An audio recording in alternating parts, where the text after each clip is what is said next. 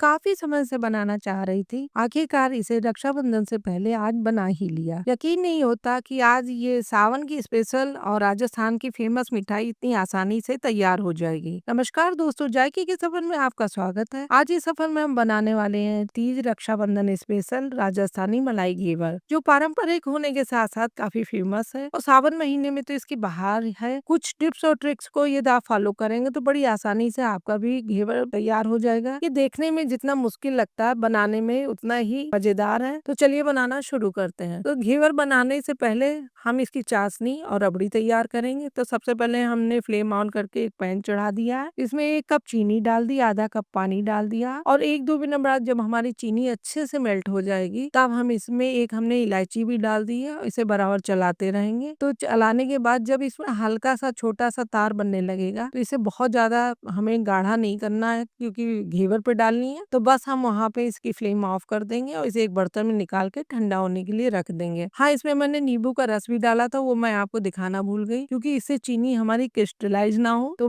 वो मैं आपको दिखा नहीं पाई। अब इसके बाद हम रबड़ी तैयार करेंगे। तो रबड़ी के लिए मैंने कढ़ाई में आधा लीटर दूध डाल दिया फ्लेम ऑन करके, और जब ये दूध में एक अच्छा सा उबाल आ जाएगा तब हम इसमें आधा कप मिल्क पाउडर डालेंगे। लेकिन मिल्क पाउडर हम थोड़ा थोड़ा करके डालेंगे, जिससे कि लम्स ना पड़े, और बराबर चलाते रहेंगे। उसके बाद हमने इसमें थोड़ा सा इलायची पाउडर डाल दिया है और 2-3 चम्मच चीनी डाल दी। तो चीनी आप अपने जितना मीठा पसंद करते हो उसके अनुसार डालें, और उसका क्योंकि मिल्क पाउडर भी मीठा है तो 2-3 चम्मच सफिशियंट है। तो बस इसके बाद इसे बराबर चलाते रहेंगे और 10-15 मिनट बाद ये थोड़ा गाढ़ा हो जाएगा। तो बस इसको इंस्टेंट रबड़ी हमारी तैयार हो जाएगी। तो आप चाहे तो प्रॉपर भी बना सकते हैं कि दूध को 1 लीटर दूध को धीमी आंच में चढ़ा दें और उसे धीमी आंच में बराबर चलाते हुए गाढ़ा होने तक पका लें और रबड़ी तैयार कर सकते हैं। अब इसके बाद हम बनाएंगे घेवर। तो यहाँ पे हमें मेजरमेंट का विशेष ध्यान रखना है। तो मेजरमेंट के लिए हमने सबसे पहले यहाँ मेल्ट किया हुआ देशी घी ले लिया है और इसे नाप कर 3 टेबल स्पून हम एक परात में घी लेंगे। और इसके बाद हमने यहाँ पे एक कटोरी में बर्फ जमा दी थी, तो वो बर्फ से हम बराबर अपने घी में चलाते रहेंगे हाथ से, और जब तक कि हमारे घी का टेक्सचर और कलर दोनों ही ना चेंज हो जाए, या बिल्कुल व्हाइट मक्खन की तरह ना हो जाए। तो जब ये व्हाइट मक्खन की तरह हो जाएगा तो हम बर्फ को भी हटा देंगे और उससे निकले पानी को भी हटा देंगे, और उसके बाद 2-3 मिनट के लिए हम हाथों से खूब अच्छे से फेंटेंगे अपने मक्खन को, कि जब तक कि वो फ्लफी ना हो जाए और बिल्कुल क्रीम जैसा टेक्सचर ना हो जाए। इसके बाद हम 1 कप मैदा ले लेंगे, और मैदा यहाँ छना हुआ है और इसको हम थोड़ा थोड़ा करके 1-2-2 3-3 चम्मच करके डालेंगे। और इसके साथ ही ठंडा फ्रिज का दूध 1/4 कप ले लिया, उसे भी थोड़ा थोड़ा डालते जाएंगे और मैदा के साथ साथ। और जब हमारा 1/4 कप दूध खत्म हो जाएगा तब हम यहाँ 1 कप ठंडा फ्रिज का पानी ले लेंगे और उसे भी थोड़ा थोड़ा करके डालते जाएंगे। और फिर उसके बाद 3/4 कप पानी मैंने और लिया है। तो इस तरीके से दूध पानी सब मिला लेने के बाद अच्छे से फेंटेंगे, जिससे गांठें ना रहे, और ये गांठें रह भी जाएंगी तो हम इसे आगे छानेंगे। अब इसके बाद हम इसमें नींबू का रस डाल देंगे, और नींबू का रस डालने के बाद अब हम इसे छान लेंगे और जो लम्स होंगे उन्हें हटा देंगे। तो इस तरीके से हमारा ये बैटर तैयार हो गया है। अब एक बड़े बर्तन में हम यहाँ आइस और उसका ठंडा पानी ले लेंगे और उसमें अपने बैटर वाले बर्तन को रख लेंगे, जिससे इसकी ठंडक बराबर बनी रहे। यदि आप देर में बना रहे हैं तो आप इसे फ्रिज में भी रख सकते हैं। और इधर मैंने एक कढ़ाई चढ़ा दी थी, तो यहाँ कढ़ाई में घी डाल दिया है। तो इसे आप चाहें तो चाय वाले पैन में या भगोने में या कढ़ाई किसी में बना सकते हैं, लेकिन मैं कढ़ाई में बना रही हूँ और मैंने रिंग इसका रखा है, इससे छींटे कम आती हैं ऊपर, तो इसलिए मैं इसमें बना रही हूँ। यदि आप छोटे बनाना चाहें तो उसमें बनाए, भगोने या पैन में। तो बस अब हम जब बिल्कुल धुआंधार हमारा घी गर्म हो जाएगा तब हम इसमें एक चमचे में थोड़ा सा बैटर लेके उसे ड्रॉप बाय ड्रॉप थोड़ा ही ऊंचाई से डालेंगे, और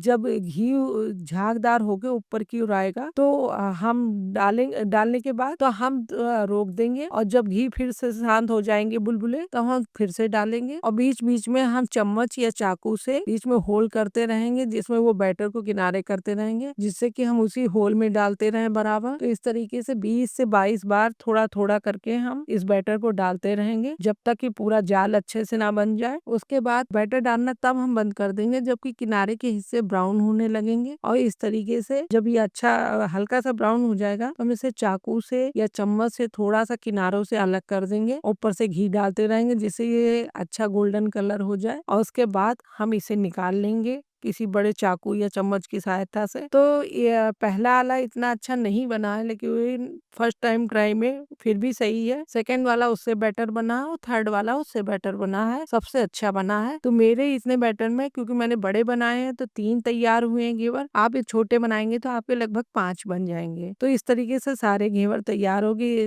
तो बिल्कुल दिख रहे हैं ना, बिल्कुल हलवाई की तरह, कितने जालीदार और क्रिस्पी। तो इस तरीके से हमने इन्हें आप काफी लंबे समय तक स्टोर कर सकते हैं। तो मैंने यहाँ पे 3 घेवर में आपको एक घेवर सजा के दिखा रहे हैं। तो यहाँ सबसे पहले मैंने एक प्लेट में घेवर रख लिया है और उसके ऊपर सबसे पहले हम चाशनी जो तैयार की थी हमने वो डाल देंगे। तो उसके बाद हम यहाँ जो रबड़ी तैयार की थी उसे अच्छे से डाल देंगे। इसके ऊपर हमने बादाम और पिस्ता जो चॉप किए हुए थे उन्हें डाल दिया है और उसके बाद हम केसर के कुछ धागे डाल देंगे और साथ ही गुलाब की पंखुड़ियां डाल देंगे। और इसे और अच्छा दिखने के लिए हमने चांदी का वर्क भी लगा लिया, लेकिन ऑप्शनल है, ये आपके पास हो तो लगाएं, नहीं तो कोई बात नहीं। तो इस तरीके से हमारा ये घेवर तैयार हो गया। तो आपने देखा कितनी आसानी से हमने कितने कम पैसों में घर में घेवर तैयार कर लिया, बिल्कुल हलवाई जैसा। तो इस रक्षाबंधन आप भी इसे ट्राई करें और यदि मेरी रेसिपी अच्छी लगी हो तो प्लीज लाइक करें, शेयर करें। ऐसी ही टेस्टी रेसिपी के लिए मेरे चैनल को भी सब्सक्राइब करना ना भूलें। फिर मिलते हैं एक नई रेसिपी के साथ। धन्यवाद।